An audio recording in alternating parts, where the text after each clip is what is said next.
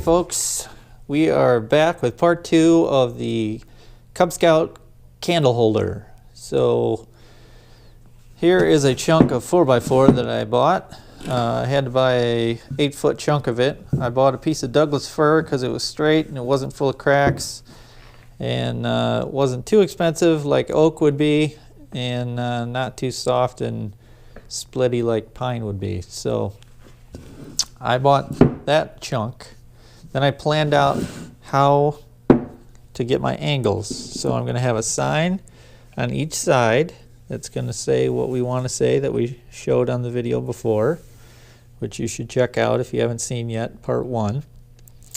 So the sign's going to be up against this. This is where the candles are going to go, in the top of this. Sign on each side. We'll have a cross piece at the bottom so it's nice and stable. So I figured out my angles about 10 degrees on each side, and I was pretty happy with that.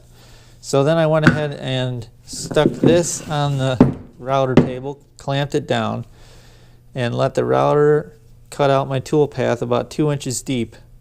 Then flipped it over and then did the same thing so I could get all the way through it, because I don't have a bit that'll go 4 inches deep or 3.5.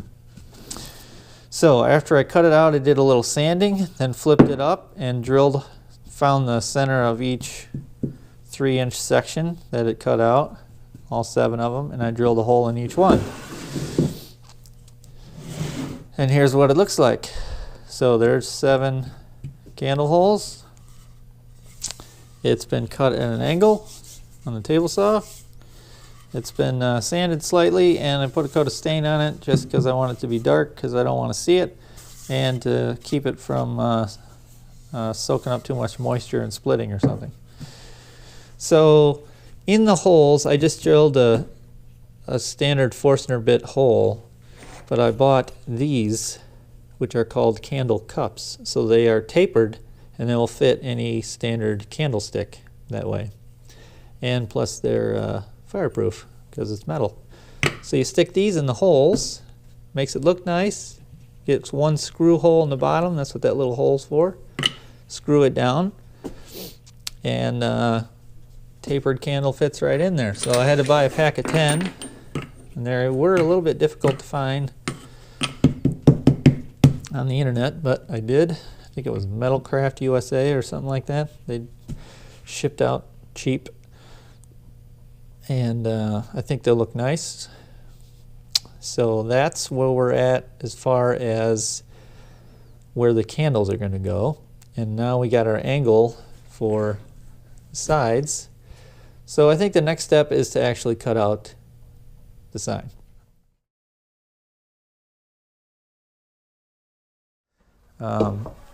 Looks like that when you buy it, and I stained it like that.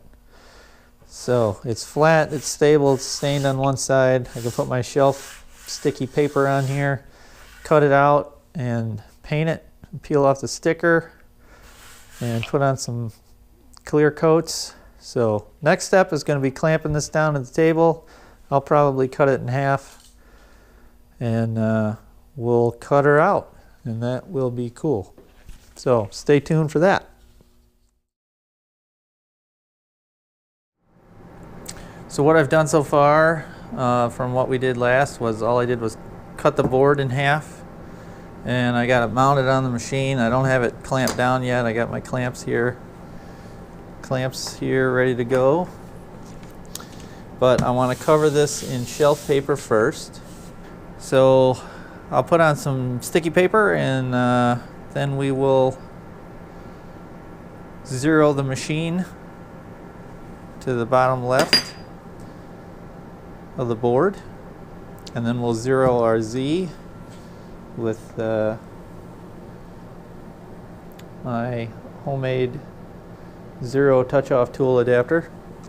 So this is spring-loaded. I don't know if you can see that. So when I touch off, it touches, but if I screw up or if there's not a contact or something, it's got some give, so I won't break any bits. This is a solid chunk of aluminum with a aluminum disc and a spring under it.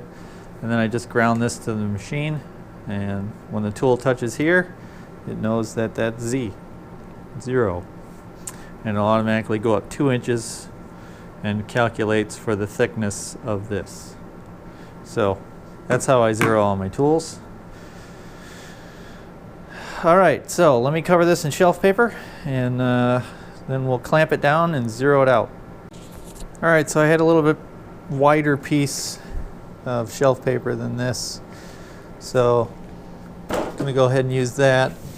Now I'm just sticking it down really well, because I don't want any bubbles and I don't want it to peel up while it's cutting. So just take your time, make sure there's no air bubbles, and that it's really down really well. So I got these blocks here, here, here, and here. That keeps it from moving this way. So all these clamps are doing is just keeping it from lifting and holding it flat.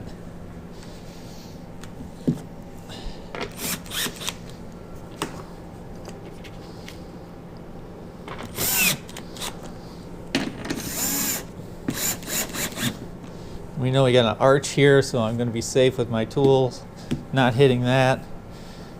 And all right, that should hold her down tight. So we got all our clamps in. We should be ready to zero it out. So let's do that. I got my little pendant here, so I don't have to sit at the computer. I'm going to go with the middle of the board. Put the tool under there. Run her down close. I got a LED on my Mach 3 screen to make sure that everything is good, and then I hit 0 to Z. And you'll see it walk down and touch off. There it goes. Now it raises up. So now it's exactly 2 inches above the surface. So my bit is zeroed. Height, I already zeroed this before I clamped it. Get a wrinkle here.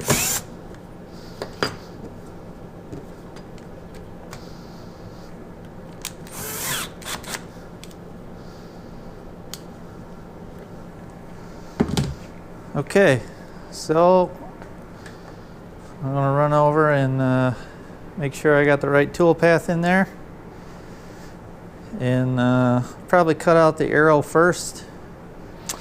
Anyhow, okay, so shelf paper's on, got my dust hood on. I'm not going to use any, yeah, I might blow a puff of air. The air kind of keeps the tool clean and cool, mostly because of the shelf paper tends to stick. So I'll turn off all liquid, so it's air only, and then I can just turn on the flood. I don't need that much air. I'll turn it down. Make sure it's pointing at the bit. Alright, so I got air blowing on there. I'm going to have the dust collector on, and should be ready to cut.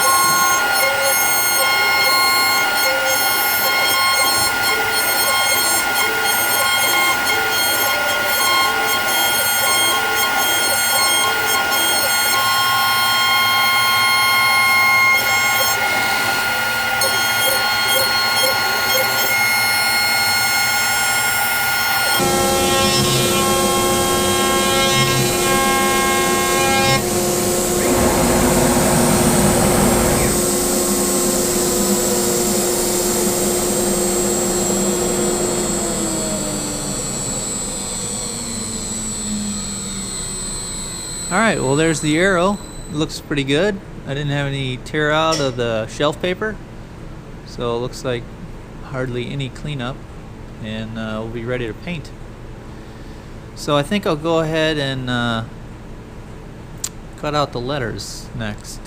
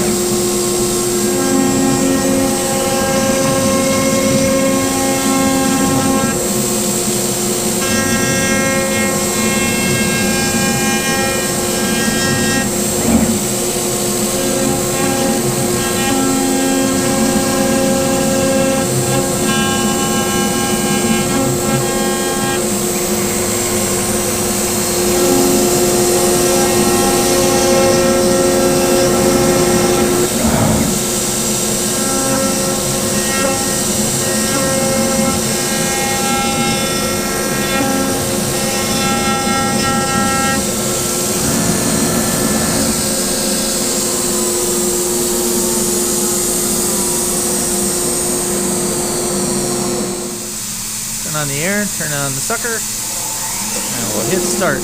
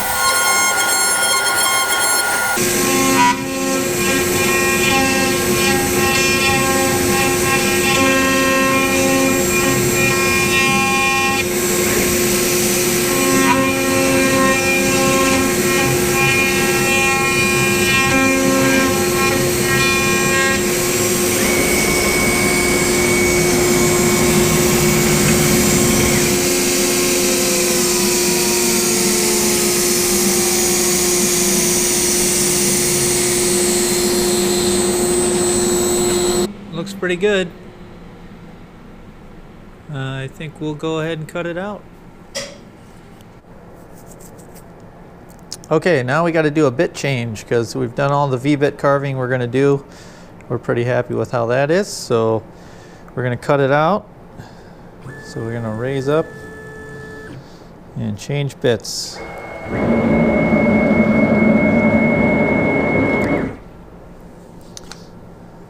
See, that's, well, that mess is from the shelf paper. Gets sticky, makes the sawdust sticky. So that's why I use the air.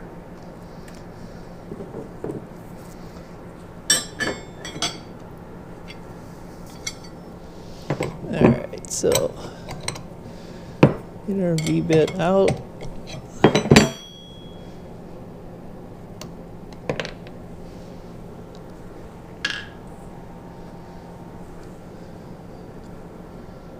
1/4" double flute end mill.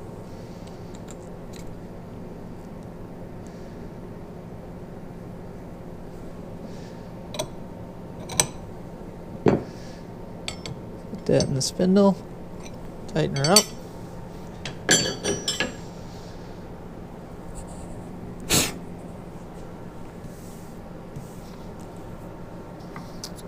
Now we'll pick the middle-ish area again. Re-zero the tool because it doesn't know how long the new tool is.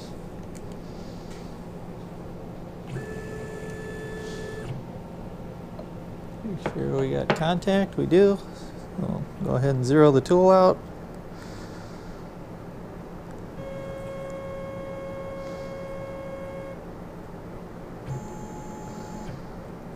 Okay. Now it knows how long that tool is. We'll raise her up. We haven't changed our 0 point in the corner. So I'm going to put on the dust shoe and hit go. Alright, so here we go for cutout.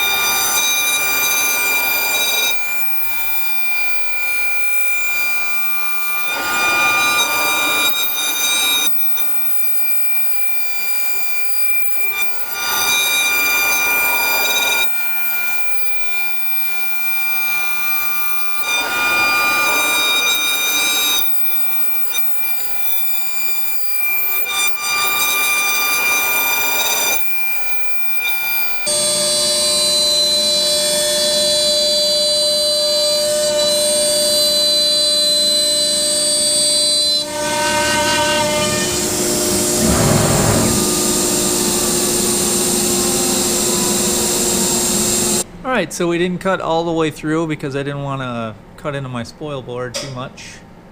And we got tabs on there. So I'll use the bandsaw, cut off the tabs, sand it, and you can see that the bit kind of tears up the edge of the shelf paper, which is fine. We'll just mask that off because I got to mask the edge anyways with some just some painter's tape. And then we can paint her up. So there's one. The other one's going to be just like this. Alright, so as you can see here, I've just put some paper on there and masked it off. So the letters are covered and the arrow is exposed. So I'm going to try painting the yellow first, then removing the paper, then covering up the arrow, then painting the black and the letters. So just wanted to show you the mask off process. Alright, there's the first coat. Looks kind of cruddy, but it'll look better after multiple coats.